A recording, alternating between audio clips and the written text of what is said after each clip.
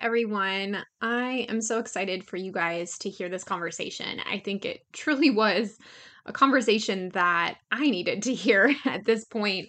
Included in the description below this episode is awareness of a current promotion that I've gotten to partner with the Washington Occupational Therapy Association to produce our first WOTA specific virtual event specifically for members to bring WOTA to you this summer, which hopefully you're going to get some downtime. Hopefully you have some occupational balance happening this summer, some nice weather at least. But as a kind of a thank you to our members that have been sticking with us since COVID, and maybe for those of us that have fallen off and want a good reason to get re-engaged and getting reintroduced to building community with WOTA, we've really organized this summer CEU giveaway event. So if you are a part of the Interstate Compact, or you're a Washington-based OT student, occupational science researcher, this event may be of interest to you. We have 7 total presentations. We have 10 small OT businesses that are giving special bonuses just for WOTA members. So it's a really great time to join or renew if you haven't yet. One of my favorite things about this event is that OTA and OTR students can access all 7 of these presentations for only $35. That's how much it costs to be an annual student member of the Washington Occupational Therapy Association. And if you're already a member, feel free to just jump right in. So I'm going to link to the Summer CEU giveaway from WOTA below. It's probably one of the first places that you can get an insight, sneak peek to some of the occupational science and how it incorporates to the OTPF. It's one of my initial recordings of that presentation that I'm hoping to further develop for this community moving on beyond this immediate event. So definitely take advantage, explore, let us know what you think. And if you're a Washington-based OTP or one of the members affiliated with the Interstate Compact, I'm WOTA's membership chair for this coming term. So we definitely want to find out what's been going on for you in the field, what sort of supports you're looking for. So far, the board has been really supportive of experimenting with kind of different virtual offerings. Like, I would love to maybe get a journal club going. We're planning on doing some targeted school-based outreach for sure, getting some meetups organized, maybe some places that we can also build relationships in our community, which I definitely need your help to do all of that. Please consider getting involved. In the meantime, this conversation is a really important one to me. It's talking about the challenges that come from and the creativity that can be born from gender-based occupational deprivation. Sometimes based in the culture that we currently grow up in, there's some really strongly defined gender roles. And if you happen to be someone that doesn't naturally conform to those very easily, there can be unique challenges and how you grow as an occupational being. And we really look at some of the consequences of experiencing occupational deprivation based on gender role performance, and also some of the transformative healing that can come from navigating those challenges with a creative outlet. In this case, Mixed Domestic was able to find fiber arts and crafting to be the transformative outlet to spin gold from the straw that comes from online harassment and volatility. I really admire Mixed Domestic and am really going to lean on his words of wisdom and advice, which I'm not clear actually what Mixed Domestic's pronouns are. So I apologize, Matthew, if I might have misgendered you there. But they are an endless source of creative inspiration for me, and really a bright, shining light. I encourage you to check out their work, support their ongoing work, and I think that Matthew Boudreaux deserves credit for helping to revitalize a new era of the arts and crafts movement, one that is much more inclusive, one that's mindful to issues relating to systemic injustice, just like our other partners, the Social Justice Sewing Academy. So please enjoy this exploration of the challenges of navigating occupational deprivation and the therapeutic and transformative benefits that we can gain from utilizing community art and exploration and expression of ourselves as a way of navigating pain of exclusion, and from that building a soil from which community can grow. Thank you so much. Matthew, how do you say your last name? I'm so nervous I'm going to mispronounce last name. Boudreaux. Oh, amazing. I am so excited to have really special guest to me. I don't know, Matthew, did you know that I don't know if it was mixed domestic at the time, but I used some of your body of work for one of my first occupational science projects. I love that. Oh, I love that so much. That's amazing. So it's wonderful to have the opportunity to loop you back in, because it's been about 3 years now that you've been in the back of my mind as somebody that can represent the evolution of an art form. I love that for us. That's amazing. I'm so excited for that. Oh, good. Yes, there's a lot of threads I would love to, literally threads, to explore with you today. We're looking at how we've looking at bringing quilting more full circle. And I know that your body of work is broader than quilting as an art form expression of its own. And that's something I would love to explore today, is the different layers of meaning that how relating to craft and expression has maybe unfolded throughout your life. Because I imagine that being able to express externally is something that's been probably a theme in your life beyond the mixed domestic era. Oh, absolutely. It's been vital to my survival in some instances and me thriving in others, to where I've been creative in some fashion my whole life, not fully understanding what it meant to me as I was doing it. But I just knew that the points in my life where I didn't have creativity and some kind of artistic expression, I just wasn't fulfilled and I felt stalled. And it's like, whenever I'm full throttle with creativity, the rest of my life is full throttle as well. And it's wild that at this age, I'm understanding the connection now, whereas I never did before. I just took it for granted. Gosh, Matt, I like, even just you saying that was so healing for me to hear. And it also, one of the threads I would love to weave into this, because it sounds like you likely identify of having maybe a neurodivergence related to attention deficit disorder, which might be something we share. I do, absolutely. Yeah, I've always known that I had ADHD. Undiagnosed for most of my life would have been great had I been aware of it.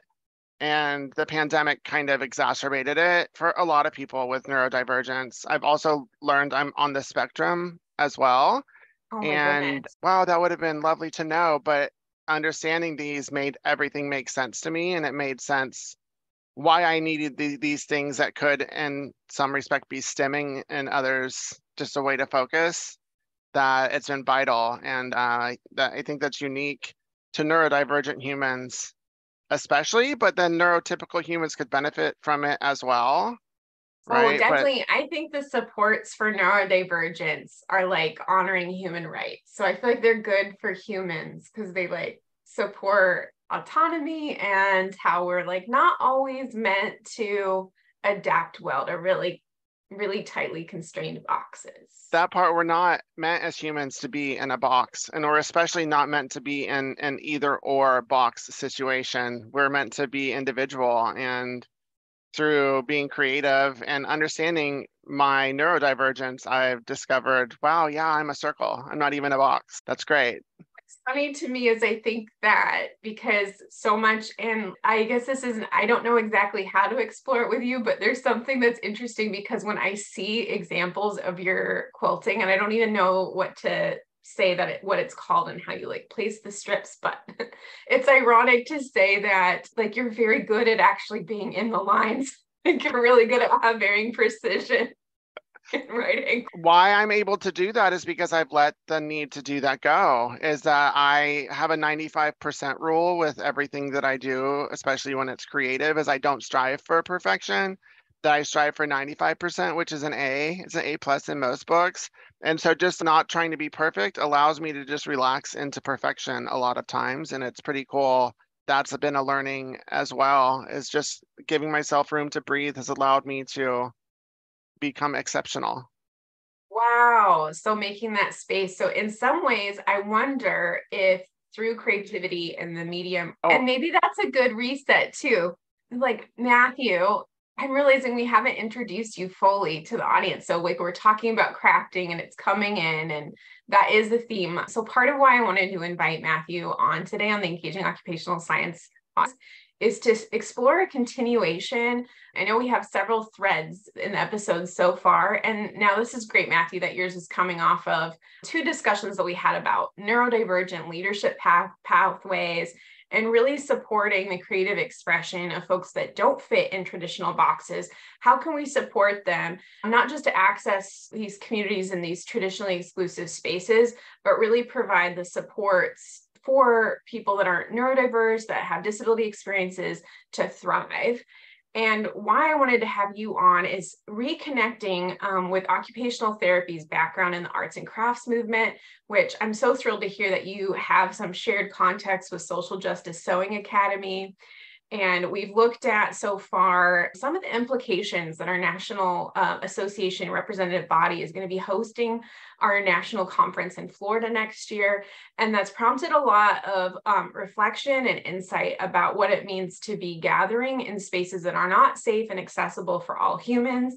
And from this conversation so far, we've even touched on the importance of thinking creatively when we're stuck, when we're put between 2 different forced choices that don't feel right.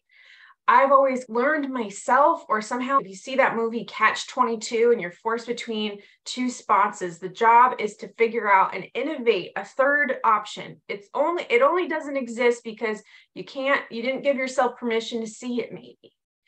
And so far too, we've explored that. We're going to maybe explore together with Matthew some of these identities that don't quite fit in the lines that society in America drew for us when we were born. Sometimes it draws out this outline that we're just supposed to fit smoothly. Guess what? A lot of us don't fit that plan. And it can feel like something's wrong with you if it doesn't fit that plan. But I think what we're discovering together as a culture, especially with the reflective time from COVID, that maybe there's exactly something wrong with how humans naturally exist and how we were born. Maybe there's something wrong with the social structure that's trying to impose something. And if you have to impose something, in my mind, that means it might not be the most natural way that biological beings want to develop. And sometimes we're here maybe to learn new things and not just repeat the same cycles that have happened in the past. Matthew, real quick, have you seen Barbie yet? I have not seen it yet. Oh, okay. When you do, I'm excited because there's like a character called Weird Barbie, and I'm like a champion for the Weird Barbie. The one that got played with a little bit too hard, has some hair cut off, and it's like an ambassador, I think, of creativity in some way. So when you that do sounds see it, amazing. I think you'll love it. I resonate with Weird Barbie already. That sounds great. I know. That's like, I'm like, who is my ideal client? I'm sure you have to go through that with making content online. And now I'm like, okay, I know it's the weird Barbies of the internet. That's who I'm trying to find. Matthew, do you mind explaining to the audience that maybe hasn't heard of mixed domestic and a little bit of your background context? I know we've explored some so far, but we haven't introduced mixed domestic, which is very important. Yeah. Hi, everyone. I'm Matthew Boudreaux of Mixed Domestic, formerly Mr. Domestic if people. I'm pretty popular. I didn't expect that to happen at all, really. It was just the timing of it. And I landed in a visual creative medium, and my continuous, what I used to call a serendipitous flow of creativity, which I've discovered is just my hyperfocus jumping from another hyperfocus to another hyperfocus because of my ADHD. Oh my that gosh. Whenever I stepped into crafting and sewing, which I always wanted to since ever I was a kid, but my mom wouldn't teach me sewing and wouldn't allow me to craft because of my perceived gender at the time. For those that aren't aware, I'm non-binary and identify as such, but for most of my life, I identified as a boy and a man. And so she would sit there with me on the floor wanting to learn, and she'd wish that my sisters would learn, and they didn't want to learn it. And I was there pining. She even sent me a picture, because clearly the story in her head is different than what actually occurred.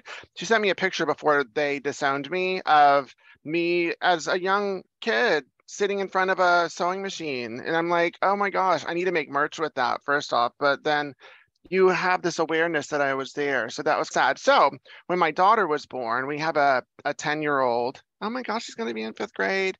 That when she was Amazing. born, Wow. I know, right? My spouse remembered that I always wanted to make that connection with my mom.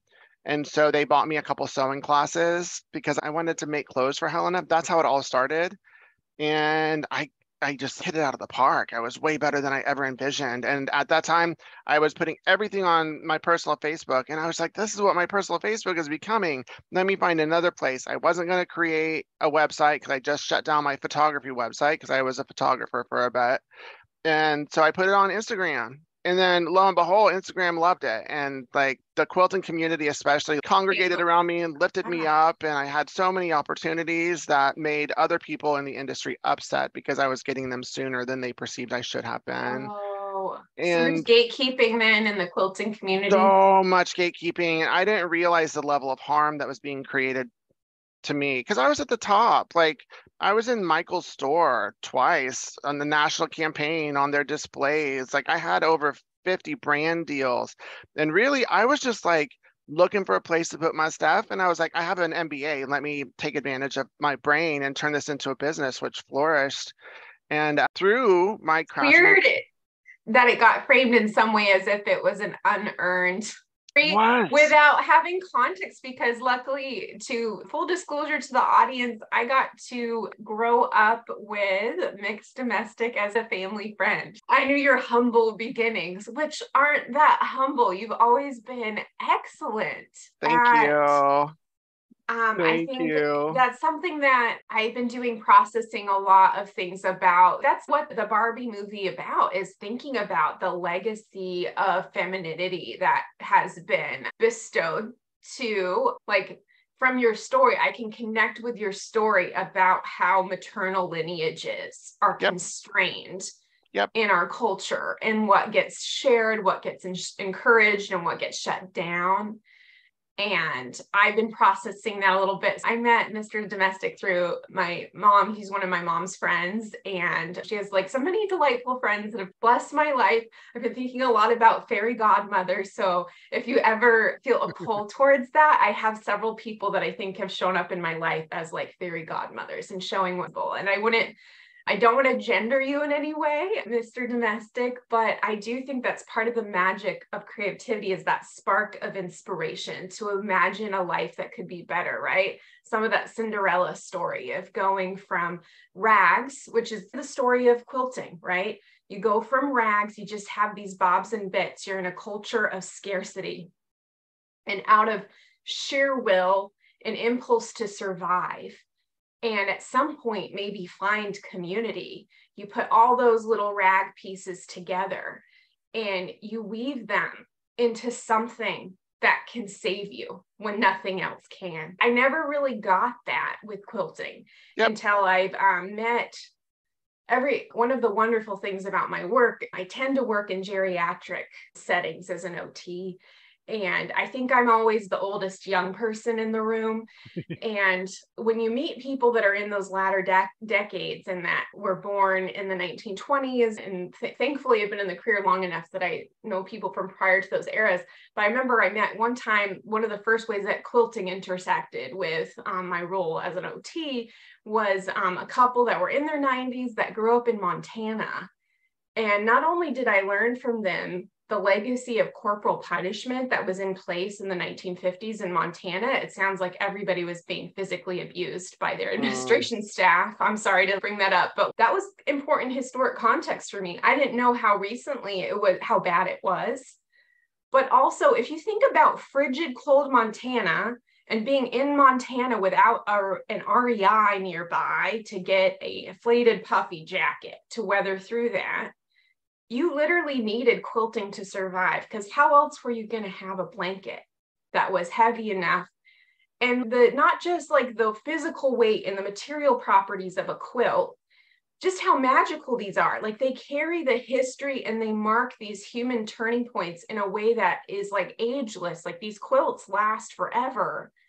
Plus they're woven with the intention of care and community that got infused into it. That's, I think, the most more than the physical warmth, just knowing that you had people that came together that had a will and impulse to create something greater than they had.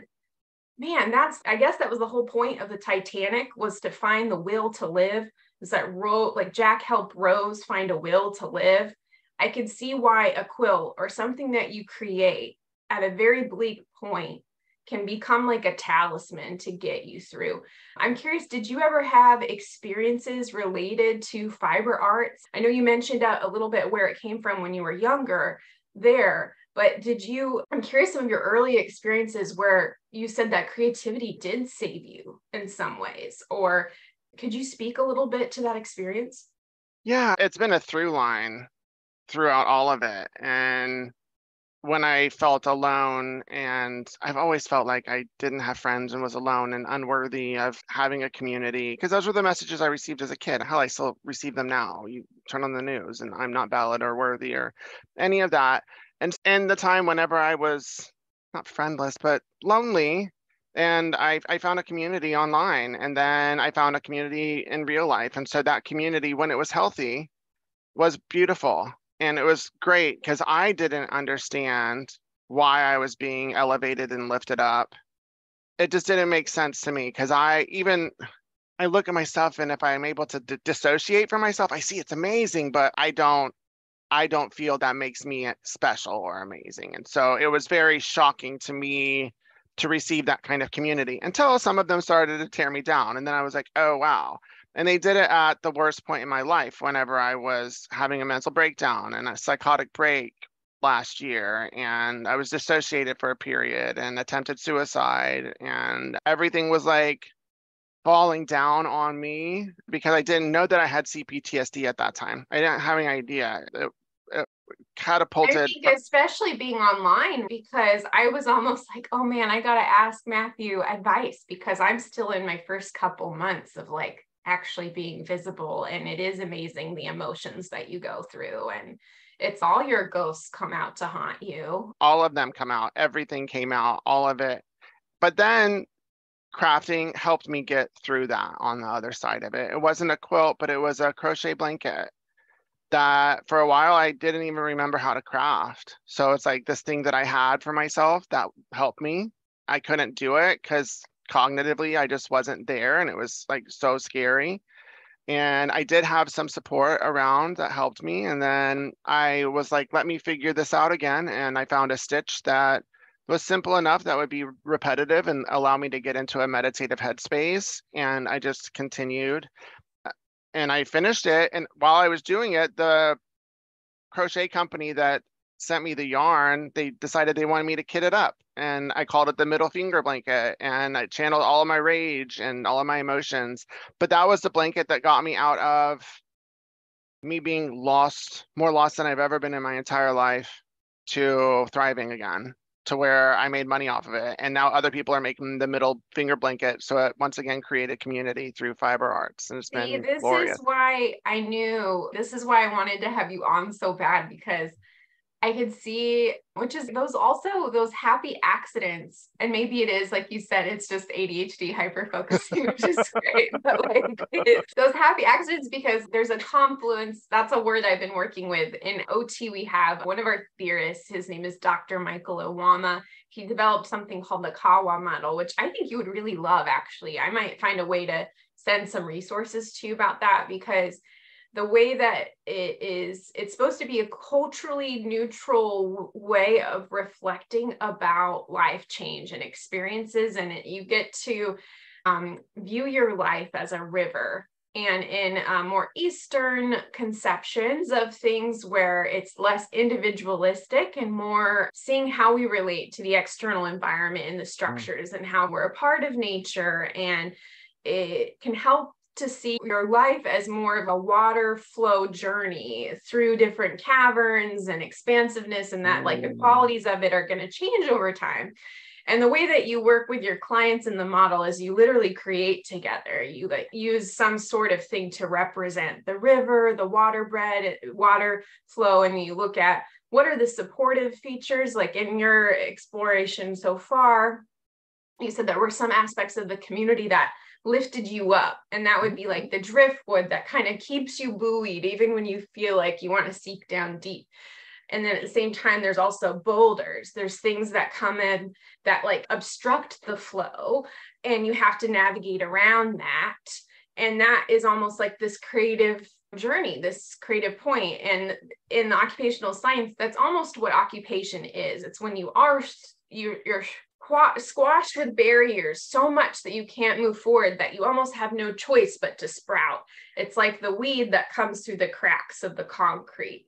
There's so much pressure contained that there's nowhere to go but up in some way. And that you then adapted to an environment you're not supposed to be in. Because at some point, all these habitats that humans are in, we weren't always great fits for all of them. We had to change. And that's the secret to human survival, is the fact that we are very adaptable beings. And it almost feels like there's something about creativity and artistic expression that's almost like the WD-40 that facilitates this process. And I think even gaining wisdom, that like the downside of having all this, the upside of having all this struggle is you understand the world at a level that maybe hasn't, and from a perspective that hasn't quite gotten to express yet in some way. You probably have now, you have subject matter expertise in rising to online stardom in this very unique era of human life. When did Mix start online? Around what year would you say? Ooh, 2016, 2017 is when it Which started. is maybe the last year of quote unquote normalcy. I guess most people now can cite that, okay, I guess it's obviously the Trump era starting, but in 2016, yep. It feels so long ago, but that's like the last pre-pandemic feeling type year. Yep. Yeah, when things were normal. They were normal. But then, as you mentioned, the Trump era, it changed everything. It created this gigantic rift in every niche and society and everything, where there were like two different sides. Wow, it's been wild to navigate that. And I discovered a lot of the people early on were on the other side and expected me to compartmentalize myself, how I showed up online, and only show and give what they wanted to consume, and to minimize my identities, to minimize my queerness, to minimize my family, to minimize that, hey, I didn't like that, to minimize that my spouse is Black and that's important for me to talk about. So they wanted me to compartmentalize it. And that was a lot of the stones that you mentioned that were thrown down, were people causing me harm, because as the rift and divide started to swell, I became more firm in what was important to me for my own safety. But people would reach out to my brands I was working with and tell them not to work with me. They would go to local quilt shops in my area, tell them not to carry my stuff to where they pulled my fabric lines, all because we were on different sides of this chasm that was created. And it was be accurate to assume that possibly a lot that there was more. When I think of the arts and crafts world, it does still tend to be more of a demographic imbalance and bias towards well-resourced, possibly cis-identifying women and females. Has that been your experience so far in the market? That's the dominant demographic that's catered to. And so the whole ecosystem and infrastructure is around that.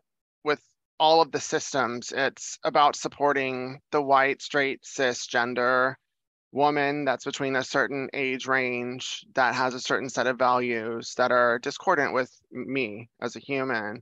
But yeah, that's the systems. So the systems are one thing, but then the people are a totally different thing, because wow, once I started speaking out, and I'm still mainly crafting centered, my community exploded. And there are so many people that have felt othered by this dominant demographic and have wanted to craft and felt that they couldn't, that I brought them all together. And I think that's part of why I've grown, is that there's a lot of us, and it's time for the systems and the infrastructure and the ecosystem to also cater to us, because really there's more of us. There's more of the others. There's more of the others out there that are just looking for community, but it's because the systems are set up to support this one type of person. the people who are that type of person gatekeep. And they feel that they get to say, no, doesn't make me feel comfortable. No, I don't like that. I don't like that fabric line. No, I don't like that. And so they get to then set the rules about it. Yeah. And it's, wow, y'all are so disconnected because it's such a small part of the universe of sewing and crafting. It's so small, but even anyone on the outside, when you look at it, it doesn't look like it's a small part. It looks like it's the part, and it's so untrue. There's a disconnect there between reality and perception. Sorry to cut you off. I just really resonate with what you're saying. And I think that's what really drew my soul to connecting to Sarah Trail and Lauren Black's work with the Social Justice Sewing Academy, because I think they were speaking to a shared wounding that I feel in my own life of not quite fitting in with those spaces. And I think I still have more therapy work to do to unearth that. I grew up in the Bible Belt, which my mom isn't having, I think, a lot of fun with my analysis at these times, because I think my inner child is trusting me enough with her memories that I am like being able to re-experience some of these things and understand. What I've been communicating with my family is they grew up in Utah, and we have a complex relationship with the Church of Jesus Christ and Latter-day Saints and that historic legacy. And I think many people on the podcast aren't being surprised to know that occupational science is a really helpful lens for me to understand and to hopefully work through and process my lineage relationship to colonialism, to settlement in the United States. And actually something I'd be curious about in your context too, Matthew, is like learning about my Scandinavian heritage and my Icelandic ancestry. And I'm realizing that part of my hunger to reconnect with that sense of culture on my dad's side, I think, is also acknowledging, even as a Caucasian person, just a few generations back, and I think a lot of probably communities of whiteness will have this experience. It's not that long ago that we have immigrant experiences in our lineages and cultures that we were deprived of being to learn about and explore and express. And I think that's almost like a human right to me, to be connected to the occupational heritage of your ancestors, to at least understand it and some of those tools that might have helped them survive challenging times. And for Icelanders and for Scandinavians, weaving and fiber arts, especially spinning wool, is incredibly important cultural legacy and heritage. Like sheep are one of the few domesticatable animals that can survive on Iceland. And so not much grows there. You definitely make do with what you can find. And I've had similar experiences like that you've mentioned, particularly with crochet. And I love how you're also exploring like the transformative differences between different mediums, and also like giving yourself permission to explore multiple mediums, right? Like even if you've always been, I don't know, the color pencil person, you give yourself permission to explore and even be, possibly quote unquote bad. I'm all about actually being a C+ student lately. Like C's get degrees. Like you got to let yourself do something. You got to give yourself permission to suck at some things, right? Isn't that what we don't like about cancel culture? The not good part about cancel culture is this feeling that you got to be perfect at all times, because it's just, we're humans. We're going to be fallible. Instead of trying so hard to be perfect, maybe we can work a little bit harder at being able to say, I'm sorry, and I made mistakes. Like that might be like, you don't actually have to be perfect. You just need to be connected and humanizing to the humans around you, and like aware of when, like, it's a gift if somebody makes you aware of where your behavior could be violating human rights or could be disrupting the wellness of someone in your community. When they make you aware of that's a gift. You're giving your humanity back. That's an opportunity to instantly correct something that can rehumanize a space. And we don't often talk about the culture of white supremacy when it intersects with female dominant spaces of well-resourced, largely Caucasian white women. It's a kind of invisible, even though it's a very present demographic that you're saying is really well courted by these corporate infrastructures.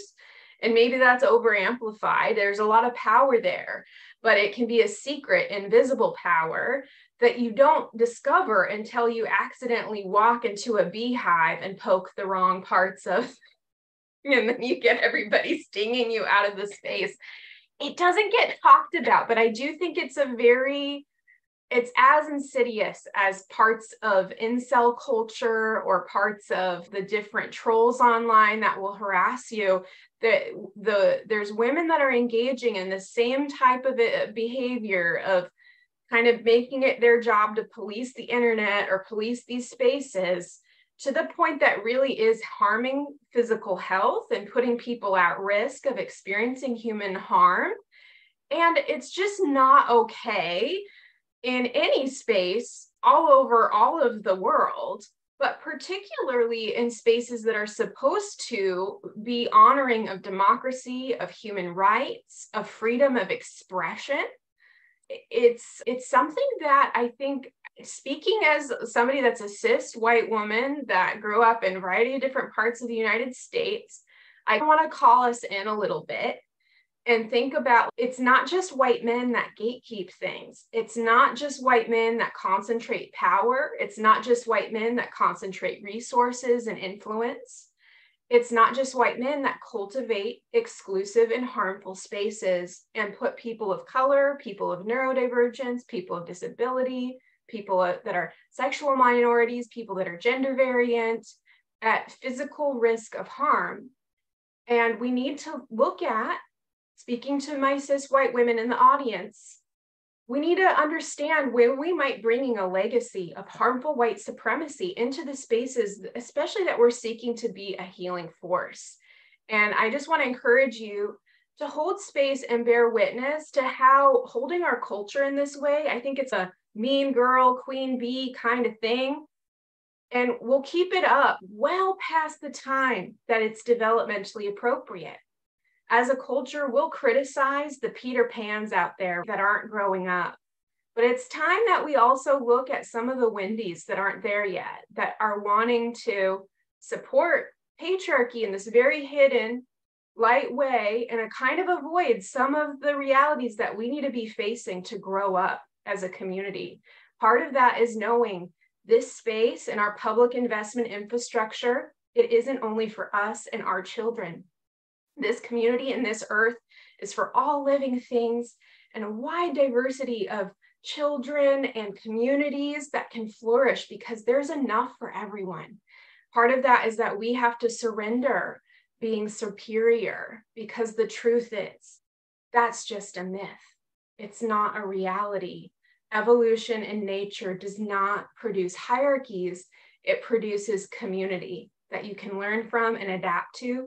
That's always going to change. And the more we stay rigid, the less we are going to be able to adapt well to these challenges in ways that bring health about. Welcome to my sermon to white women today, Matthew. But I feel like it's a shared problem that's hurting a lot of us, is a lot of not being cultivating awareness of how privilege shows up in these communities and how it's harmful. So that's what I'm so grateful that you've brought visibility to something that's also caused me pain.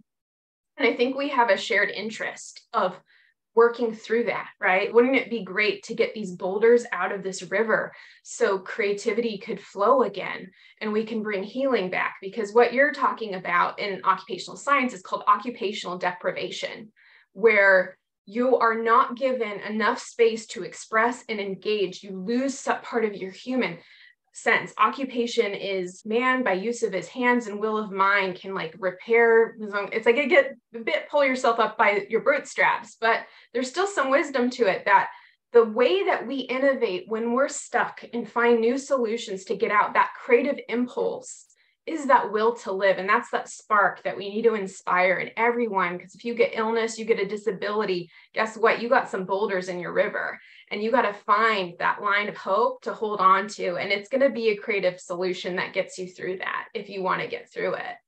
And that's why these boulders of white supremacy and dominant female, well-resourced female spaces, it's putting a lot of boulders in other rivers, and it's not nice. Keep your boulders out of everybody else's river and work through them yourself, right? These are some of these things that are our weights to carry that will make us strong from actually carrying them and working through them and breaking them down into pebble. Have you had experiences of going, I'm curious, because I know that you currently identify as non-binary. and you have a queer identity, you have a neurodiverse identity. And at the same time, I'm sure that there's parts of your life where you got a lot of pressure to follow that straight white male box. Did you have that experience when you were younger? Yeah, that was most of my life, was trying to fit into that box as best as I could, from my stepdad hitting me and abusing me because I didn't want to play football, to leaning towards the creative arts. I would get abused for that. There was a lot of abuse in my life because I wasn't fitting into a box or the standard that even my stepdad didn't fit into himself. But there's a lot of conflict there. But even my undergrad, I did go to an all-male school. I went to, it's Wabash College. It's in Crawfordsville, Indiana. I got a full scholarship there. The reason I chose there was because I thought that if I was forced into a masculine environment, that it would force me to adapt and to conform. And I would no longer be scared of masculinity and intimidated by men that I thought fit into that box. And wow, was that a horrible experience for me, because it was not what I thought it would be. And it was really hard. And I wanted to quit like every semester. And that's almost like forcing yourself to assimilate in a way, right? That's what I was trying to do. I was like, let me just figure this man thing out. I'm going to be an adult and get into it. And part of why I quit acting, I used to do commercial work and I did theater, and it was a commercial class. I was in my 30s at this point. I was living in Los Angeles, and the commercial teacher, she slapped me on the face in the middle of a scene because she said I needed to act how I looked. Oh And I my needed to God. match the masculine image that I have and the way that I showed up in the world. And I was like, wow, yeah, okay. If that's what I have to do to be an actor, I'm not interested. And so I quit, because I was on a journey of trying to love myself and become more authentic. And that wasn't going to work in commercial work or in the acting world. And I just wasn't very okay with getting slapped by an instructor for just me being myself. So that was traumatizing. But having a kid has shifted all of that to where, yeah, I don't ever want her to feel any of that. And so each age that she is, I heal through my own trauma at that age. And it's been a very healing experience. But more than anything, I just want her to feel empowered and that she can do anything and that her gender isn't going to limit her. And I want to show up and model that. And you're giving what you didn't receive. I think that's so much. That's just, I think now the template for my life. I'm like, I maybe finally figured out my psychology. Anything that was ever strategically withheld from me in a time of true need, I'm now completely fixated on spitefully finding a way to give that thing away to everyone forever for free. I can't. And that's become the crux of my online presence and community and what I do within the crafting world. The crafting world is just my medium to be able to create an inclusive environment where no one ever feels that they have to conform to any of those boxes. And wow, there are a lot of people that feel that way, regardless of the box. We're all expected to fit into a box for some reason, and that's so outdated. Yeah, what's interesting, so I haven't gotten quite back into quilting when I got into, so it's around, okay, maybe you've inspired me getting into it too. So I was actually looking for, I talked about this a little bit on the Social Justice Sewing Academy episode, but I was doing a lot of inner healing and reflecting work. And it was at around that time, 2016, 2017, some of the communities I was at in line were getting a lot of heat, deserved heat for kind of being a little bit appropriative towards other cultures and communities. And the way I feel about that is some of the sanitation and the removing whiteness from any cultural context whatsoever, is that then as somebody from settler descent, largely Caucasian descent, it's hard to know how to connect to a culture. And if you are yearning, if your soul is yearning for that, it can sometimes latch on to other cultures, communities that have healthier histories of allowing expression to evolve, right? And I'm sorrowful to not be connected to a culture around grief. If I know that Icelanders, connecting to that cultural legacy has helped me a lot get through COVID, because this is a culture and a community that really knows how to navigate in the landscape of death. It's just built into living with volcanoes and being seafaring, you're really living on a razor thin edge of life.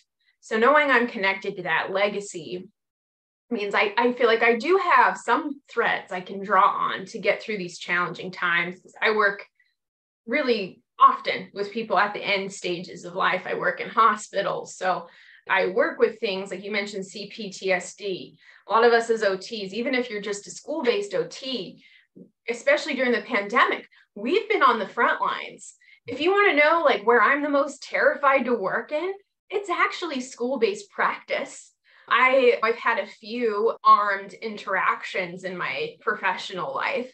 Majority of them have been at schools. I've only had one firearm in a hospital so far, and I feel safe in those environments that are like tightly regulated.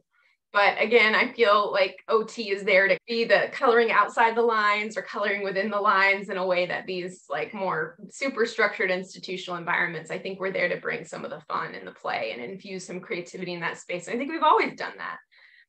Anyway, what am I ranting about? But your school, I guess now my ADHD is pulling me to this other point of thinking of like gender suppression and our culture's intolerance to creative expression here in the culture of whiteness and white supremacy and assimilating and trying to get everybody to be a standard human, right? That's so much of the oppression that people with disabilities are experiencing, is trying to force everybody to be the exact same way at the exact same time.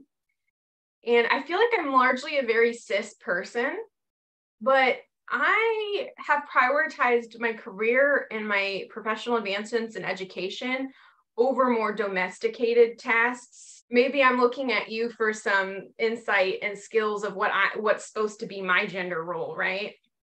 And I'm also, I know you're really good friends with my mom, but every once in a while she'll send me something of, you were almost a farm girl. There was an image of what I would have been. And I'm like, I'm sorry that I guess I'm a little bit too masculine right now. This isn't what the culture set up. It's not that template. And when you just step just the slightest amount past those lines, man, you get set up for backlash. Yep. And then the passive aggressiveness kicks in with everyone, and from unconscious to conscious messaging comes your way as to you not being right and correct. I can't imagine what it feels like to be you navigating the planet like that. I can't, because I was assigned male at birth, and to most people still see me as a white cisgender male, regardless of my identity. That's how I present. And so I navigate the planet differently than someone who was assigned female at birth. I just couldn't imagine. But I'm trying real hard to make sure my daughter doesn't ever feel that way. And if anyone ever tries to make my daughter feel that she has to fit into a box, yeah, negative. It's not going to happen. But it's so prevalent. It's prevalent. And going back to the thread of white supremacy in feminine spaces, that it's the proximity to ultimate privilege that the white cisgender woman has, that she thinks she's protected by her white cisgender man, that she adopts a lot of patriarchy and will reinforce it unconsciously, not realizing that she won't be protected whenever the poop hits the fan. Much like when Roe v. Wade was overturned. For the first time I had like hundreds, not exaggeration, hundreds of white cisgender women in my DMs telling me they were finally going to speak out on something. And I was like, oh, really?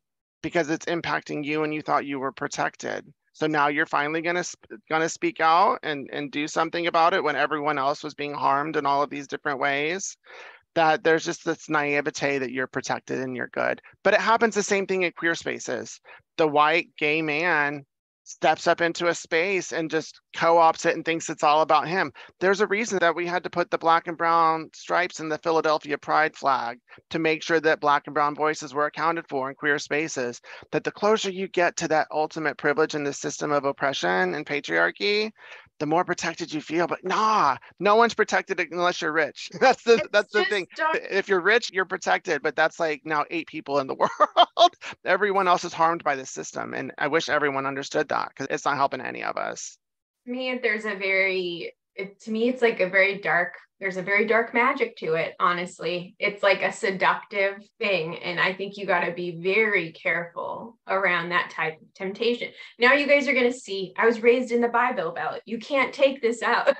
Once you infuse a young child to have this level of anxiety about specific things. This does become part of our worldview. And it is helpful to me. I have to reconcile, this is the legacy I've inherited, right? And that's, I think, part of why I'm attracted to your work and something that I am thinking about. I do want to work through this. The question isn't fully settled about whether or not I'm going to have kids yet. But I do know that if I do have kids, and even if I don't have kids, this isn't really a legacy that I want to pass on, one that really could be objectively harmful to others. And when I say objectively harmful to others, what I mean by that is prioritizing my indulgences and my whims as a privileged white woman. I can very easily prioritize that over another member of my community's very basic human rights. If I experience like a scuffle or something happening down the street, or somebody like playing at a potluck a little bit too loud in my neighborhood, and I decide, hey, this volume is going beyond my preferences as the princess of this block, I'm going to call the police. I could call the police and I could invite violence into a space of celebration that could lead to physical aggression and violence and possibly murder, denying due process and right to a trial because my whims as a princess were crossed.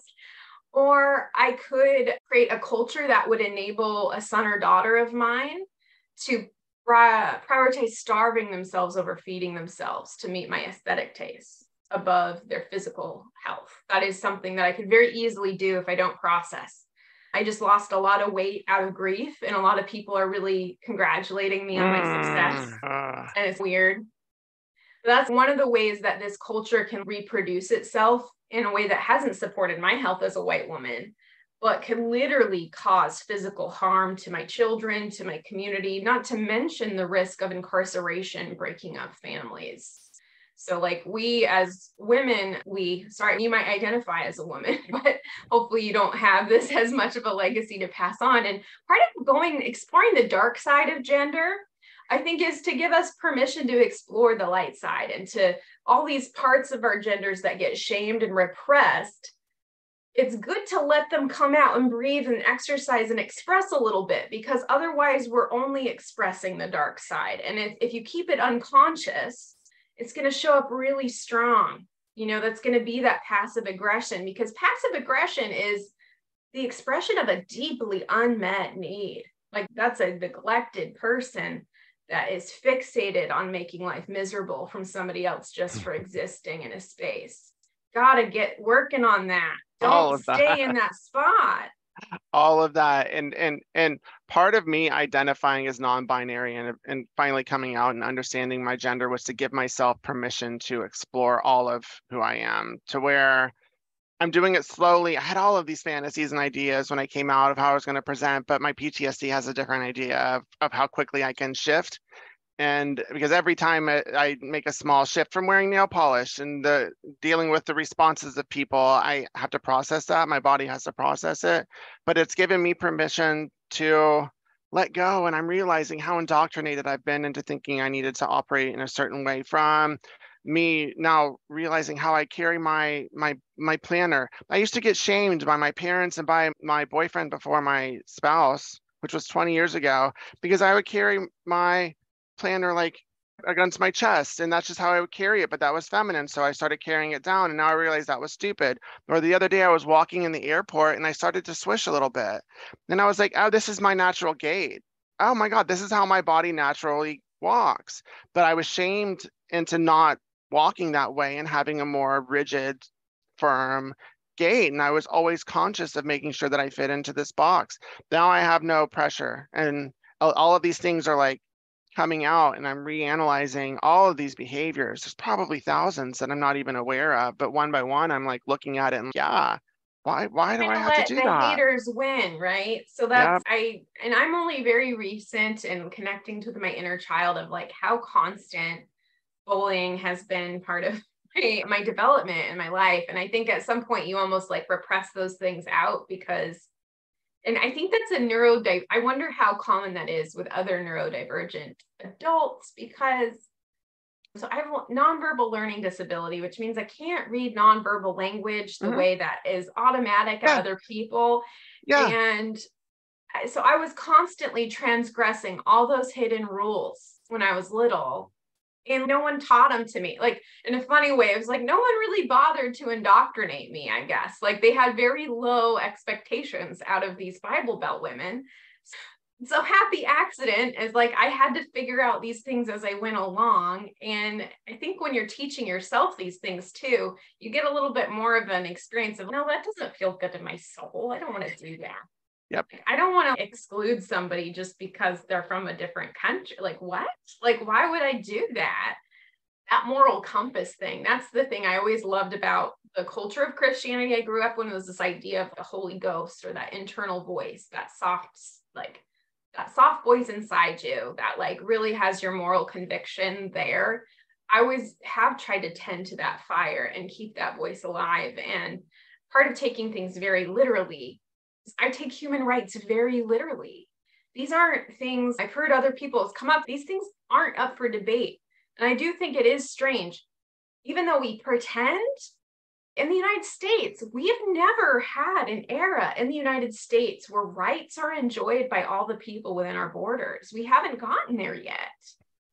That's the difference between having a moral compass and looking for an external source to provide your morality.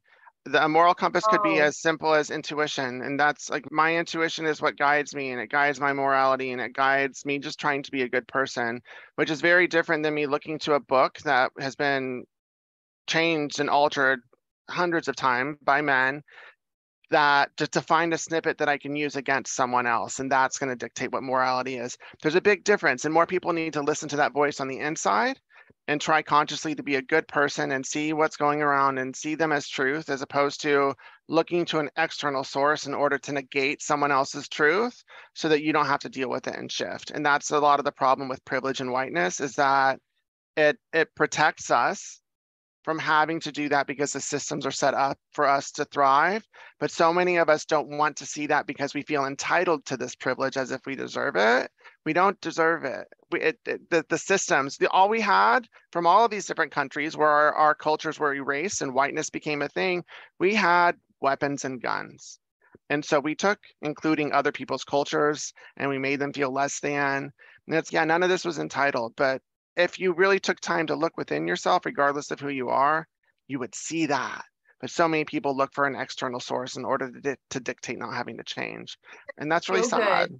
It doesn't feel good in my body. Like I truly want to actually heal. I don't want the simulation of it. I just want, and it helps me sleep at night if I feel like I'm trying to birth that culture, right? I don't want to be Rosemary's Baby. If I do have a baby, I don't want it to be Rosemary's Baby. I want to know what I'm getting into, and I want to intentionally curate the qualities that, I guess, in a way that kind of goes into making a quilt, right? It's this overwhelming process of infinite possibility. We kind of get to choose parts of what we create. And if you don't question the pattern that you were given, if you just take the pattern and you make it the same way, at the same time, because this is the one and only way, this is the right way, this is the superior way to make a quilt, that's the only quilt you'll make. And we'll just keep passing on this template of white supremacy until some down the line breaks down. And then you're going to get the weird Barbie in your family that shows up and goes, what if this isn't working for any of us? I'm that disruptor, even at my work settings. It might be every once in a while I'll get somebody that rants at me and I can't hold back anymore. They'll tell me about how doomsday it is that we're not reproducing the same gender roles in the same way. And I'm like, I'm pretty sure that having more kids than you can financially take care of didn't lead to great psychological outcomes. Okay. Maybe it's great that millennials are taking a little bit of time and just having one kid at a time. And you may be scoffing at millennials and Gen Z working through gender roles a different way, but you know what? It's nice that I have a partner that's more domestic than I am, right? It's a wonderful thing. I'm not Mrs. Domestic. And sometimes it's nice when you get to know your traits as a person and figure out how you get to know another human being in person as a person, and you get to know each other, and then you see what things make your life joyful, fulfilling, and you make your choices based on what's good for your community and taking into account all of this context by somebody that's on the other side. I don't know. I'm here to tell you, I think it feels better. I think it feels better. It feels healthier to build your life as a human being than as this like paper doll that's not allowed to change its clothes ever. Like it's beautiful. That's how we all should be. And that people often speak of what's natural. If you look at nature, there's not one way for a female ape or dog or fish to act. Like they're all very unique. And honestly, like I used to scoff at the gender stuff as someone, because when someone would identify in a different way, I would be like, I would feel threatened, like it was threatening me because I wasn't a man, but I identified as a gay man. I'd be like, that's silly. Why do you have to do that? You don't have to change your pronouns. You don't have to do this and that. But then I listened to the kids. I listened to your generation and I was like, wow, that is me. And then I was like, oh, fuck, I have to be a role model for y'all. Let me come out. I'll be visible. Let me do all of this for you. And I wish that older people would do that. And I consider myself older. I'm 47. I know they're much older than me. But my parents and the generation above me, I'm sorry, most of y'all were okay with segregation and were angry when schools were integrated. So you can't talk to anyone about how societal norms are supposed to be. Like, look at the kids. Your generation's 2 generations away from that. And then the younger ones, my kid, 3 generations away from that, to where that wasn't even a part of normalcy. And this is how y'all are showing up as a human. That's beautiful. That's beautiful. I mean, if we hadn't moved to the Pacific Northwest, I would have been set up to become a champion for anti-abortion rights. I was basically in these little trainer cells to become a domestic terrorist. Wow. That's spooky. If you guys watch, I encourage everybody to watch Shiny Happy People. And that's the real, I think I'm not alone as a Midwestern millennial that went through this upbringing. And I think a lot of us are talking from our lived experience. I don't think people really look at these later generations. I know you guys don't really see us and you think like we're all online, but a lot of us have to work so many gigs, you might not even show up online. It's exhausting. But like, we're a war-torn group. We went through Afghanistan. We saw the rise of 9/11. We've seen the systematic collapse of everything that was said to be stable. I think that's why we're comfortable destabilizing gender norms, because we didn't ever grew up in any context that was fixed, right? And the level of technology that we've seen innovate. And I've been getting myself some like millennial cred. Like I survived the Great Recession. We survived the Great Depression. Most millennials and Gen Z didn't have anything to get through that. There's some people that are maybe now starting to inherit some degree of wealth, but a lot of us are the resented grandchildren that aren't following the rules in this generation. So people are withholding around us. It takes some grit to make it through to this stage in the constantly unrolling pandemic.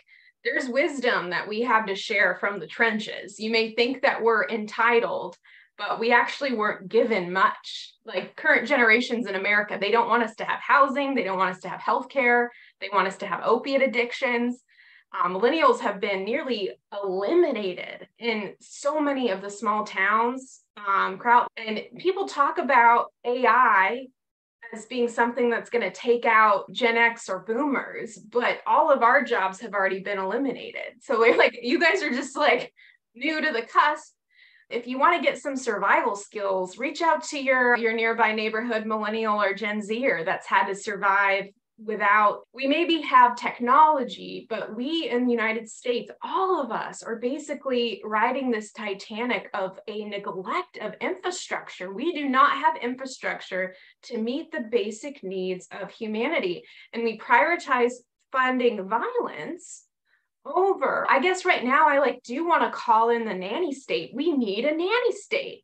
We need to call in the people that want to take care of humans and want them to grow up into fully expressed, resilient, dynamic adults of whatever gender that will look like. We'll discover it as we learn about it, right? I think I'm so excited for this era of breaking down these barriers and showing how it's physically possible. And I think quilting is an amazing way, and crafting in general, because like I got into kind of a schism. It hasn't been fully resolved, but when me and my mom and her neighbor worked together to create a remembrance quilt, which was an amazing act of deep service and recognition to the harms of police violence in our communities in the United States. So Social Justice Sewing Academy commissioned remembrance quilts for victims of police violence in our communities, and intentionally prompted women like me in the trapped suburbs, gate-kept protected layers that we sit in with our princess dresses. We had to sit with and embroider and put together these remembrance quilts. And we had a huge debate in my small group because our quilt was for somebody that was a 6-year-old victim of gun and police violence, which was an incredible thing to sit with, the implications of that, because you don't fully, when you hear that on the news, it doesn't register as real that a 6-year-old got taken from a preventable problem. Anyway, his favorite dog was Chase from Paw Patrol. And so he has a cop hat on, right? But the beautiful thing about quilts is you can just cut the hat off, right? You don't like something, it's not the color, you want to do stitches in another area. If it's physically possible, you can do it. The only thing that you got to do is give yourself permission to break some of these rules that you never wanted to follow in the first place. And maybe when you start with a hobby and you start with a craft where it's not supposed to be serious, that might be the one time you finally give yourself permission to be a B+, a 95%, or be a D- student. Find a way to express yourself and start breaking down some of these rules you never ever wanted to follow. You might be surprised who comes out on the other side. You might just find out who you are for all this happens. That part, you discover yourself through the creative arts. Sewing and crafting has allowed me to discover who I am. It's the only time really that I sit with myself and I'm not disconnected by getting on social media or the internet or playing video games and just totally not being present in my body. Crafting and quilting and sewing, crochet, whatever it is, allows me to sit with myself to where I process things in a way that I didn't know I could. Then there's no bad thing that will ever happen if you sit down and craft. There's not going to be anything bad. You're going to find yourself. It's more than just making the final product. It's about the process to get you there. So yeah, if you are making a quilt and you think, hey, this is for a 6-year-old that died at the hands of police violence, maybe we don't put the cop hat on his favorite. Yeah, just you can cut it off because you made that choice for yourself based on what you were creating, and it allowed you to process this really traumatizing, traumatic experience that is happening all too often in our culture, to where maybe you'll come up with a solution. Maybe you'll be inspired to do something different. And it was all just because you chose to take a cop hat off of a dog.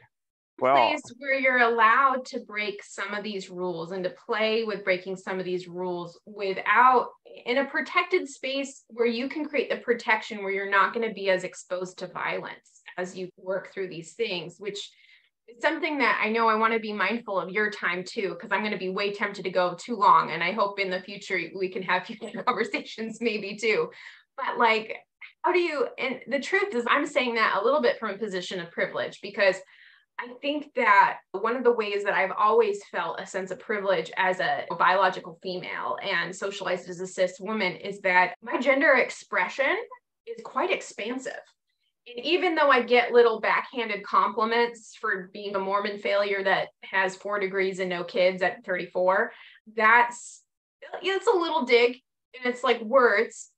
That's different than having your existence be on camera, like right now, and you have been since 2016, been taking a very measured risk towards yourself just by existing online. Like the trepidation that I feel as an academic woman online, like I'm not going to face the backlash that you faced, right? I can't imagine. How are you able to get to a space of giving yourself permission to do something so almost like unsafe and to challenge it? Like, that's a level of bravery. Where did you find that?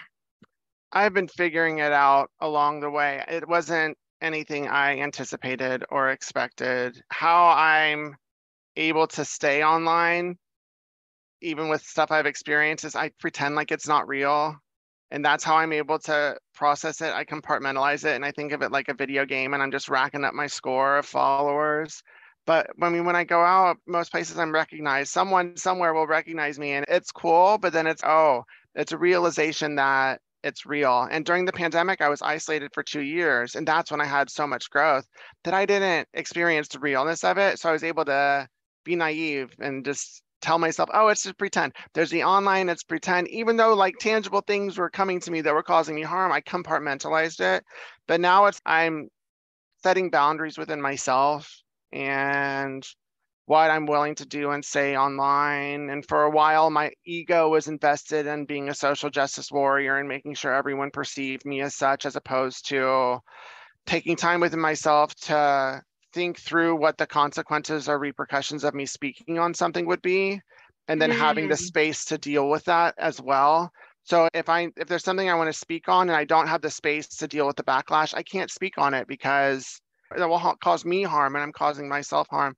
So realizing those kind of things, I've changed the way that I communicate about stuff as opposed to poking the bear on social justice issues. I speak more with empathy and vulnerability, and I share my story and my learnings, and that seems to be received a lot more favorably, and it actually has a bigger impact than poking the bear when I do that. So that's not causing me harm when I do that, but being more measured about how I show up online as opposed to just doing whatever. And like, know that because I guess I might be, maybe I'm just coming out of it, but I've been in a messy era. With my passing of my grandfather, there's like my ability to suppress and emotionally regulate. It hasn't been as strong as it usually is. And I've been a little bit of a loose cannon. And I know at least that maybe that'll be entertaining for people and stuff like that. But some of that is I am exploring, I guess, right now with this podcast, is being a little bit messier. And I do know, I'm so glad I heard what you just said, because I definitely, something else that the Bible Belt gives you is a savior complex. That's what you're told, that's the point. And I'm glad that I grew up in an era of what would Jesus do? That's still very important to me. Like, I prioritize actions of service and inclusion, and like that probably did save me. Like, it did help me. Like, in a not super moral context, you do need that thread to hold on to and keep the idea of human service and healthy community alive. I'm still trying to find that. And sometimes, I guess, would it connect with you that some of this, even being online, and this might be just getting community and therapy for my own like initial journeys of visibility, that there's probably going to be some waves that come up and be like, oh, I made a mistake, shoot that. Like, you probably even learned some of what you're doing now from exploring these things. I've made so many mistakes, and I'm the first that will step up and then apologize for them. I have videos upon videos of me apologizing for mistakes that I've made. And especially whenever I decided to start speaking up and using my privilege to speak out on like anti-racism, social justice issues, is that I knew I was going to fumble and I was going to get it wrong and I was going to mess up, but I still had privilege to retreat into. So if I did, it's whatever.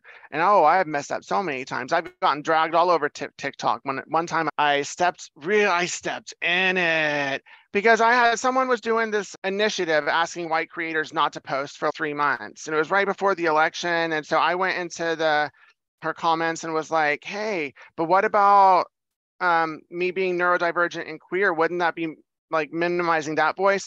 Whoa, she like stitched my video, put it on blast, it made the rounds. I got like a lot of hate for it, but I learned, oh yeah, if I wasn't going to do it, just don't do it. I don't need to go into a Black creator's comments and get permission for me not doing what they've asked me to do.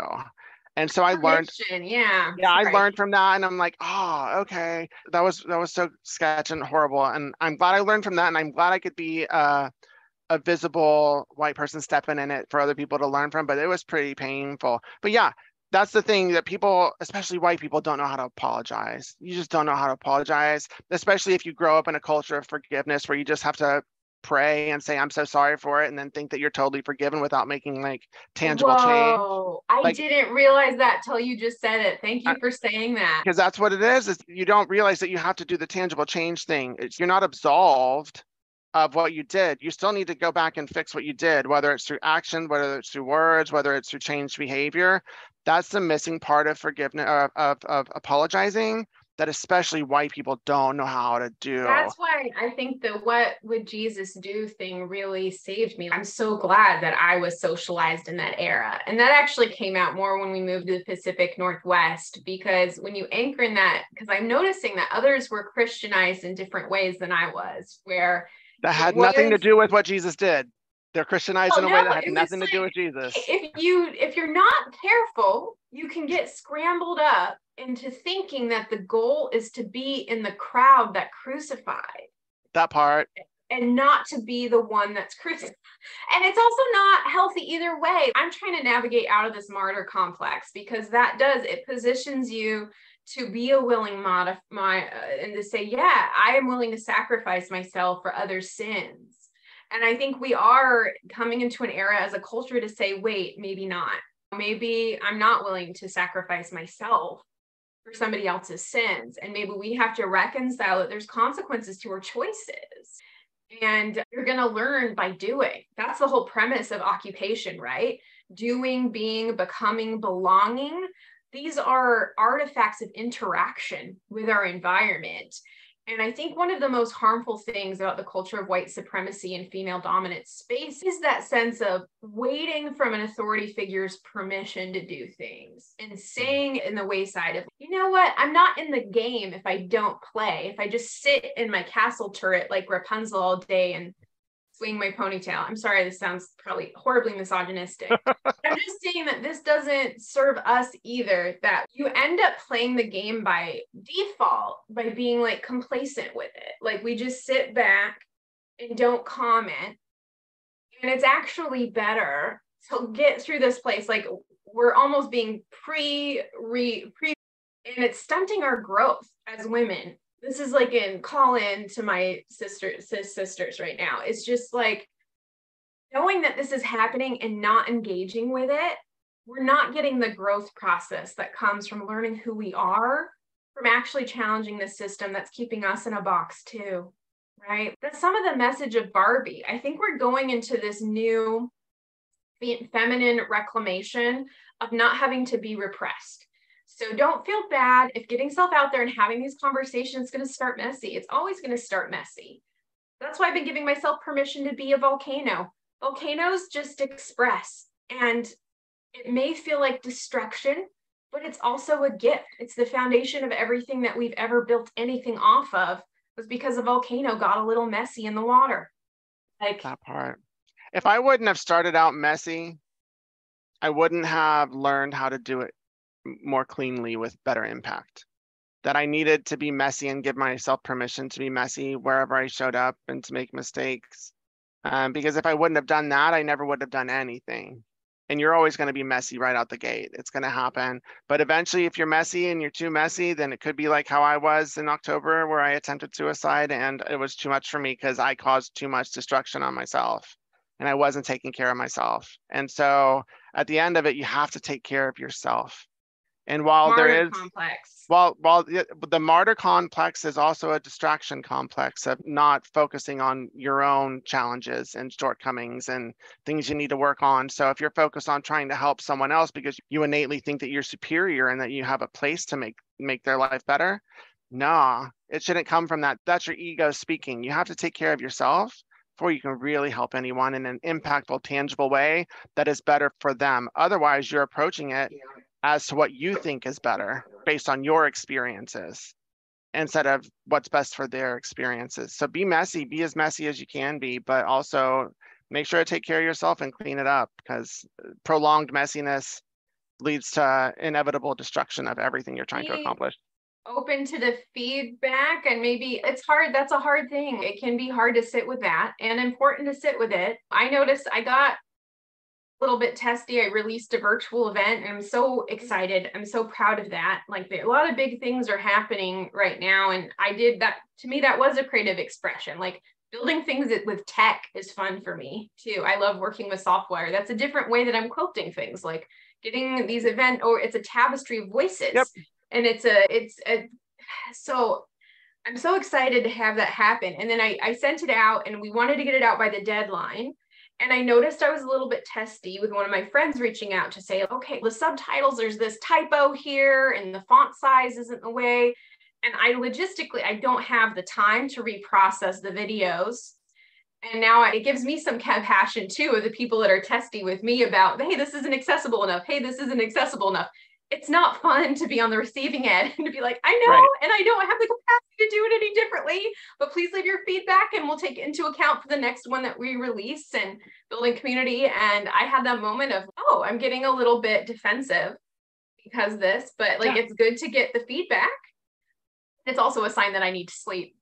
Like I've been That part. up very late. So it's hard time, but like getting ourselves out there, that's also giving yourself the opportunity to learn with your community. Oh, because you're giving yourself a mirror, because the people who you're interacting with is a mirror that will see things about you that you didn't know that you had or saw, or make you respond in a certain way. You're like, oh, I thought that I'd resolved that and I wasn't going to show up that way again. And the defensiveness you feel is normal. Just don't respond when you're defensive, and make sure that you step away until you have processed that defensiveness, and then come back once it's processed. I'm terrible at that. That's definitely a important. long-term goal skill for me. I get it. I get it. ADHD, man. Yes, to respond when triggered is such a powerful thing, because then you use the triggering to allow yourself to speak out in a situation where you might be uncomfortable and not speak out, but you have to process through those feelings. Oh man, I'm so glad I'm hearing this. I'm so glad that OTs are hearing this, especially what you just said before that, because that is probably one of the number one stumbling blocks that we're getting in as a profession, is imposing our worldview on our clients, which is very not okay in a therapeutic relationship, right? Like our clients are, in many cases, they're publicly eligible for our services through some government program, or they're literally paying us their money. It's not okay that we package up our worldview. But back to them, it's just not.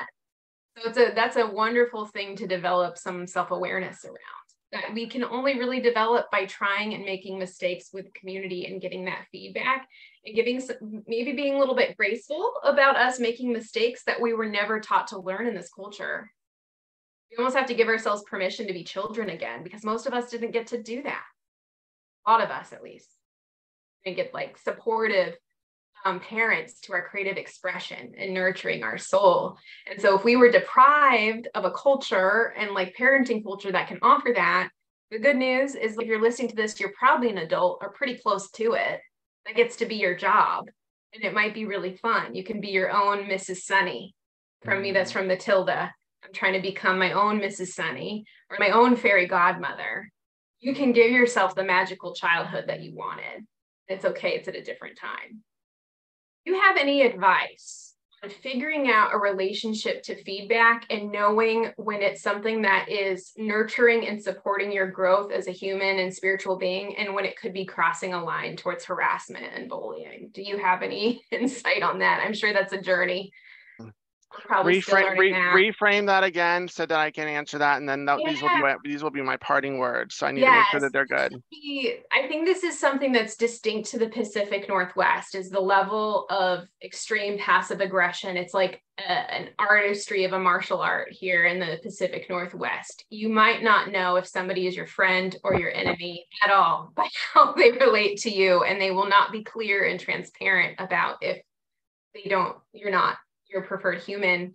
And so it's hard for me to think sometimes in these spaces and the conversations you're bringing up, if somebody's giving you bad faith criticism versus good faith criticism, and when you might choose to set a little bit of a boundary if somebody is crossing a line towards possibly being a bully or harassment, and figuring out, because I think sometimes that can be hard to figure out when that could be happening. With feedback in general, I have housekeeping that if I haven't given you permission or you haven't asked for permission, then you shouldn't give it. I won't give anyone feedback unless I've asked them for permission for it, especially if it's critical feedback, because we're all so willing to just give feedback, and maybe that person's not in a space or place for that. So I would say make sure to bring in consent to feedback as a part of it. And if the person has a problem with waiting or not giving it, then that's not feedback you would ever want to receive. So if you're not in a place to receive that feedback and they're giving it, say, hey, I'm not in a place right now. I really want to hear it because I value what you have to say, but right now I'm not able to receive it. That's what I would.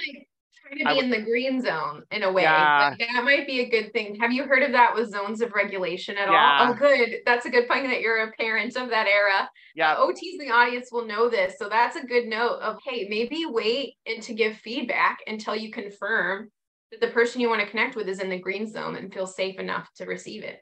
That might be a good thing for you. And then try for yourself to communicate a boundary that if you're not in the green zone, to say, can you wait for this or maybe do it in this format